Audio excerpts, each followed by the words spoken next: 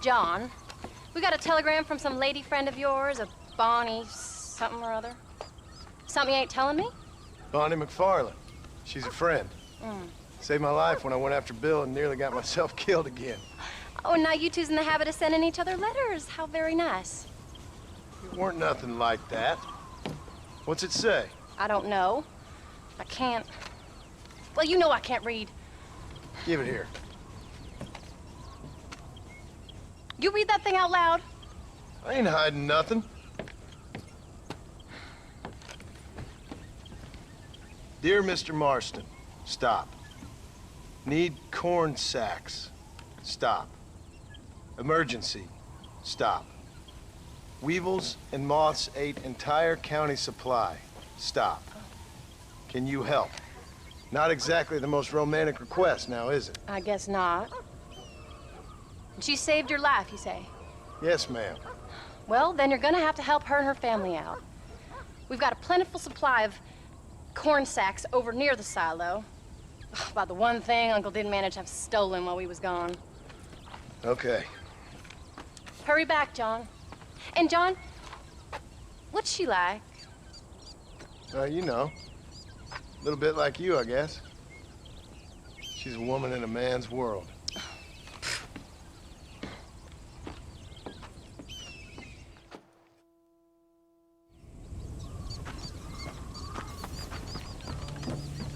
John, wait!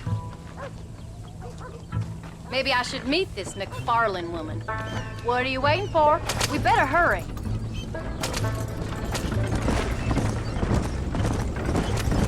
I don't think I can let you go off again without me. Fair enough. I'm glad of the company. You only had to ask. Ask? I was waiting for you to ask me. I thought you'd want to keep an eye on the boy. Oh, while you were off cavorting with cowgirls in the next county? I don't think so, John Marston. You only just got home. That Jack has seen enough of me for a lifetime. So, is she married? This Bonnie McFarlane? No. What does she look like? I don't know. Pretty normal, I suppose. Normal? What? Normal like me? No. Normal as in 2 eyes, mouth, nose, that kind of normal. Besides, ain't no woman fine as you. A little flattery. Now we're finally getting somewhere. If you find yourself in a hole, the first thing to do is stop digging. Another pearl of wisdom from John Marston. I sure do miss those. I never took you for the jealous type, Abigail. I ain't jealous so much as curious. You heard what she wrote.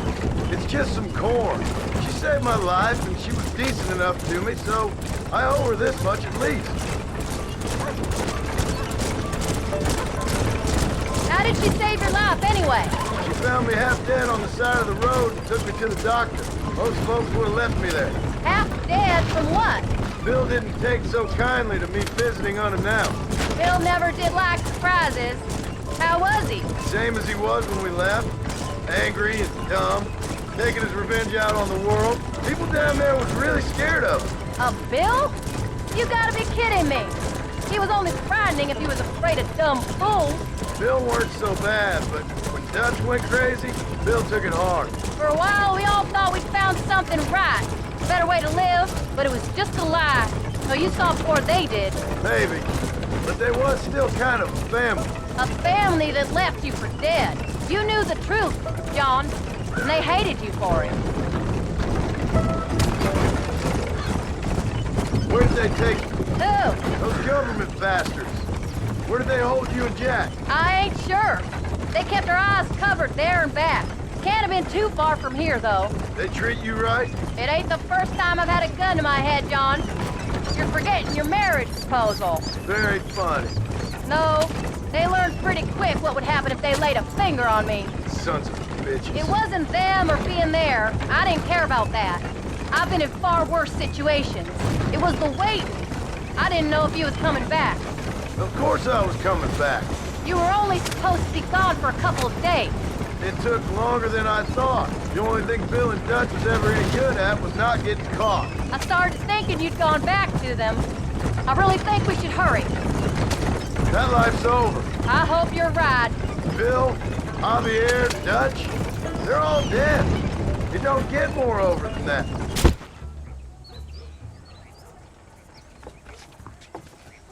Champagne! Thank you so much. We lost the entire harvest.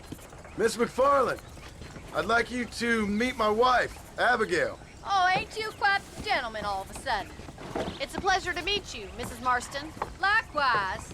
Thank you for saving my husband's life. And for teaching the miserable goat some manners, among other things. I didn't teach him anything. I know better than to try to change a man. You should meet my father. Oh, people can change, Miss McFarland. John and I have to believe that more than anybody. This is a decent first harvest for you, John. You should be proud. That's good land you got there. How are you feeling, Mrs. Marston? From what your husband told me, it must have been awful for you. I've been through worse, and I knew he'd be back before too long. He can't cook a meal to save his life. Abigail, in my darkest hours, when I was most homesick, just the thought of one of your rat meat stews kept me pushing forward. Well, about as amusing as a weeping saddle sore, ain't he, Miss McFarland? You're gonna start yammering about women's work, John. I'd say you might be in the wrong company. I'd say so, too. I never felt so outnumbered.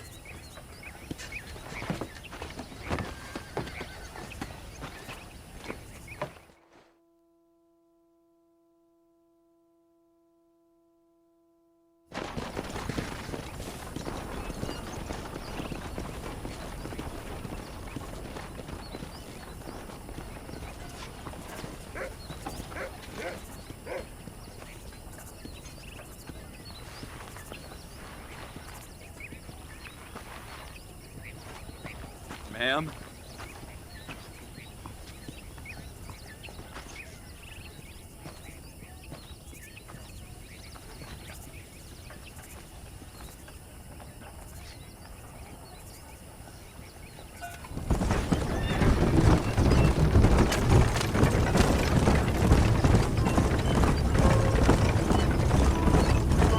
So that was the famous Bonnie.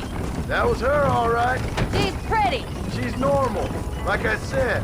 Well, you always wanted to be a rancher. I have thought she'd be just your thing. The perfect rancher's wife, if I ever saw one. I already got a rancher's wife.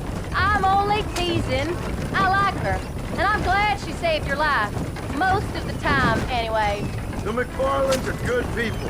She did blush redder than a shepherd's sunset when she saw you, though.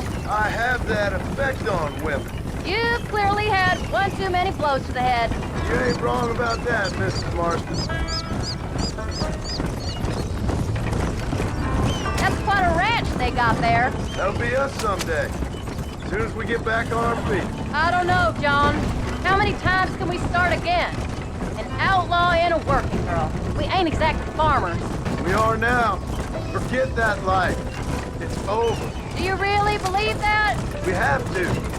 It's the only way we'll ever have a future. The life we led, that doesn't go away. It's never over. You think those government men are just gonna leave us alone now? The old gang's dead. I did what they asked. And that's it? A life crime forgiven? We're back together, ain't we? Until they decide you owe them something else. Sometimes I think I was the stupid one for believing I could get out. Maybe Dutch, Bill, and Javier were just being honest with themselves. You ain't perfect, John, and I sure ain't. But you're better than they are, than they were. Maybe we can't change, but we gotta try, for Jack's sake. Even if we have to start again 100 times. It's better than going back to what we were. How's Jack doing? Angry, upset. He's been through a lot. I hope he's gonna be all right. It's gonna take time. For a while, his world was safe. Normal, even. Then it got turned upside down again. He ain't saying much about it. I've tried to talk to him, but how do you explain any of this? What do you say when he asks about Uncle Bill and Uncle Dutch? They were family when he was a little boy. He hides away in those books of his. Wouldn't you? It ain't like the real world's done him many favors. He's just been kidnapped. He grew up with the gang. That's no life for a boy. We did our best to protect him. Come on, John. He saw things no boy should see. Well, now we got a chance to make it right.